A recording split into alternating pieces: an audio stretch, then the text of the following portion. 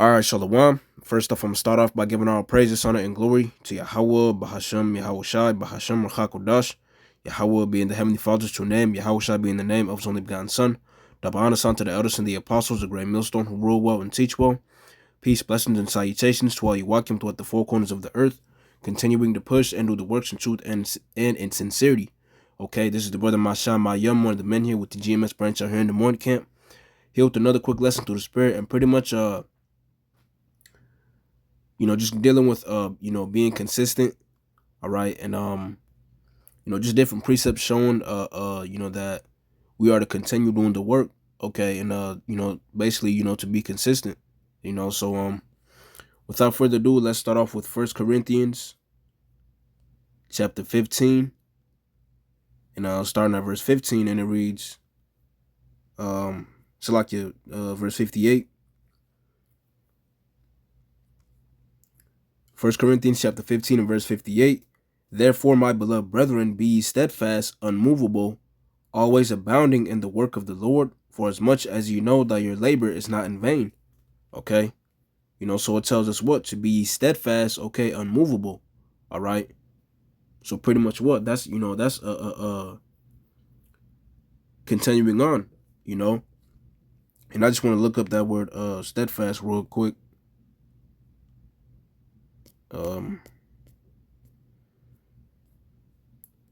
First Corinthians 15:58. The word steadfast. It's the Greek word. Strong's G 1476. Hedraios.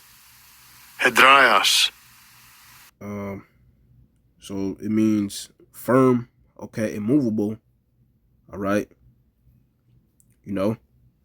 So continuing on, okay, not being swayed, all right, by different things that happen, but continuing on in this this work. All right. Steadfast. I'm gonna look up unmovable as well.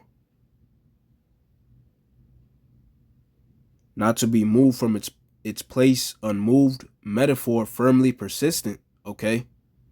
And that's another word too, okay?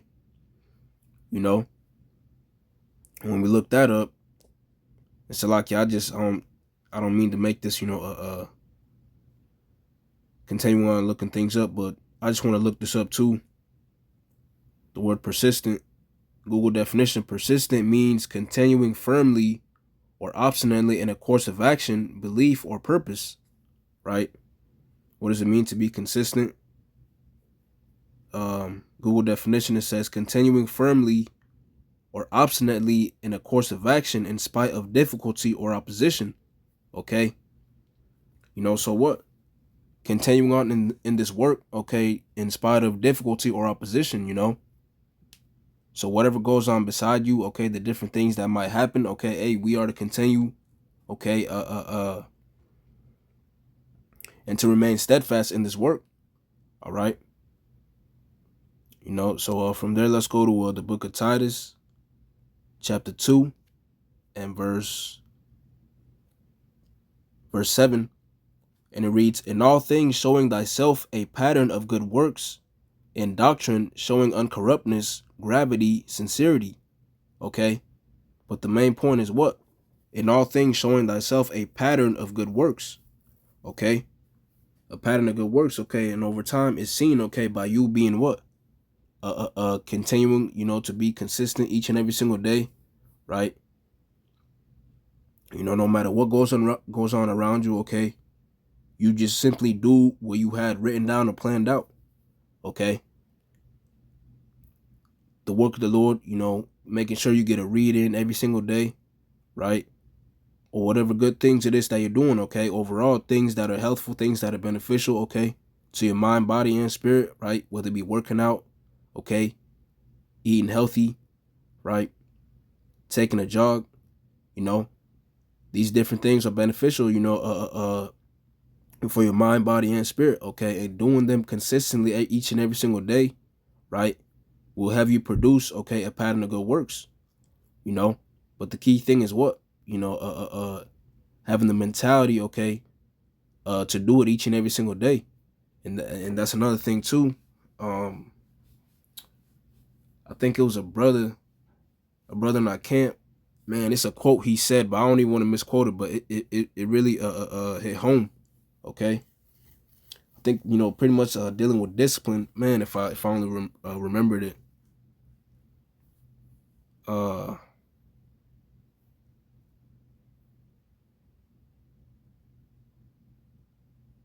Damn, I can't remember it. But basically, dealing with being disciplined, and that's something you do each and every single day. Okay. Now, so once again, it's easier said than done. Okay. But really, that's the beauty of it, because after all, it produces a pattern of good works.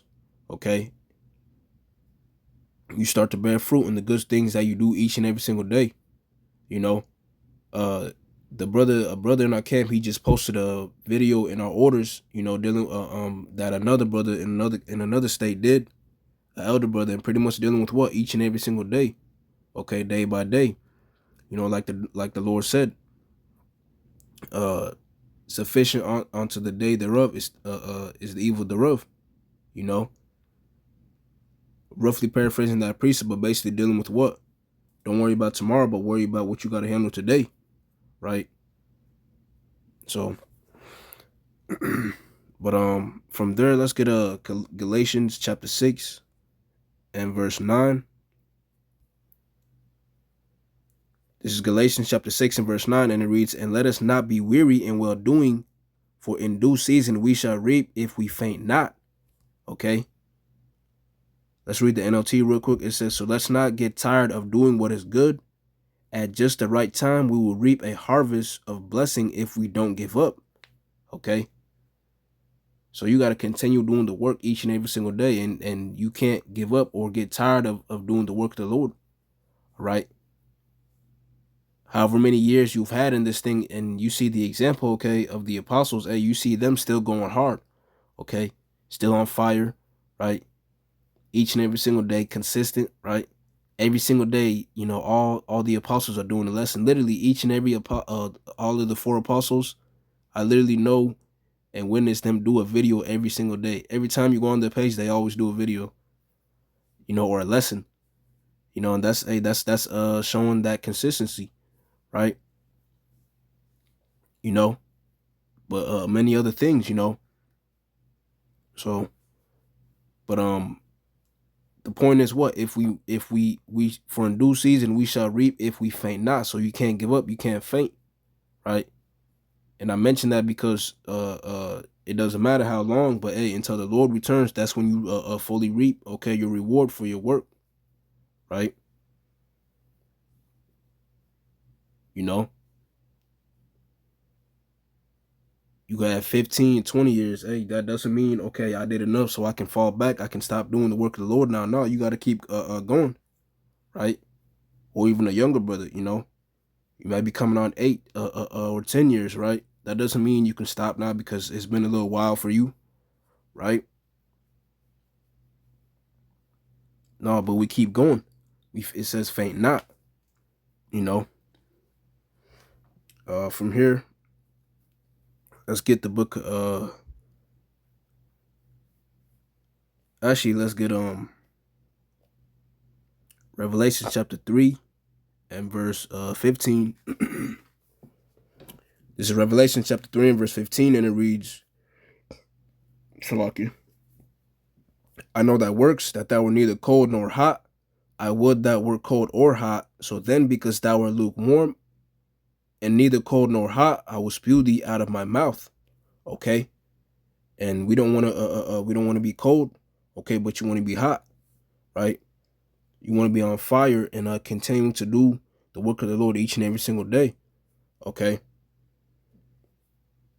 Because if you're cold or if you're lukewarm, then the Lord is gonna spew you out of His mouth, and that's what we don't want, right? You know. But it just comes with once again being consistent each and every single day.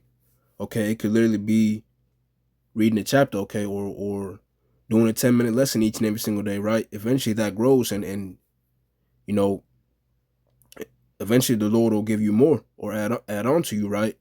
You know,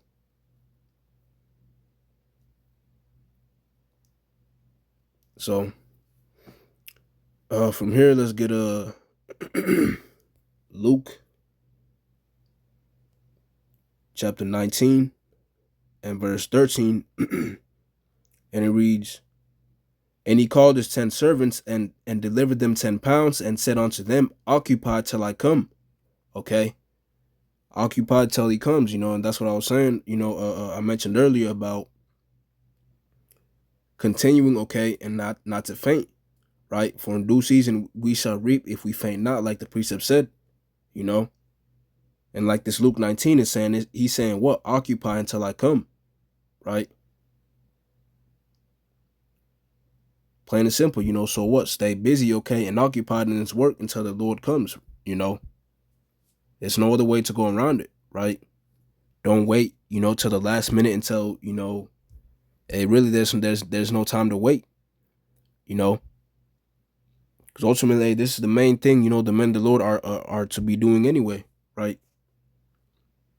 The true men of the Lord that have repented, okay, and came back, serving the Lord. Because the scriptures also tell you in Ecclesiastes, I believe,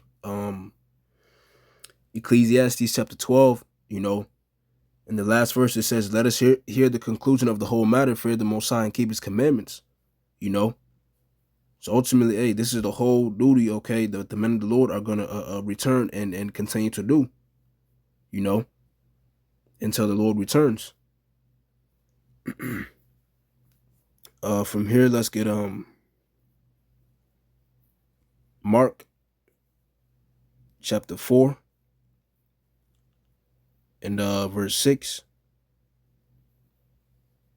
I'll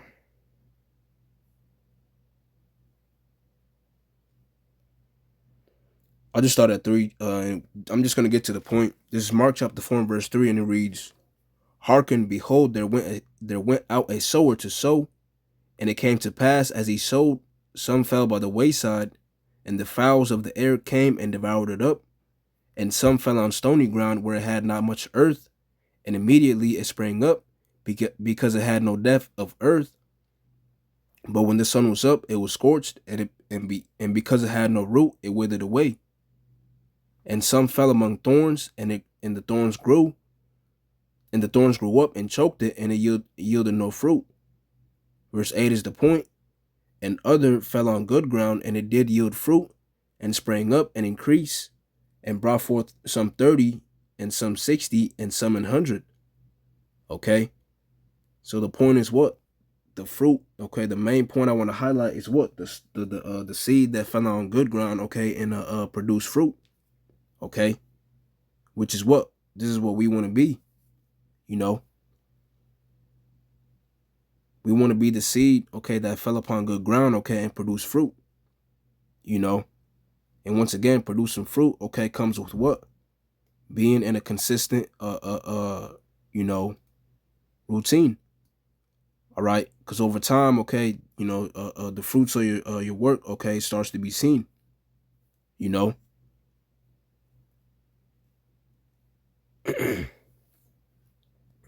From here, let's go to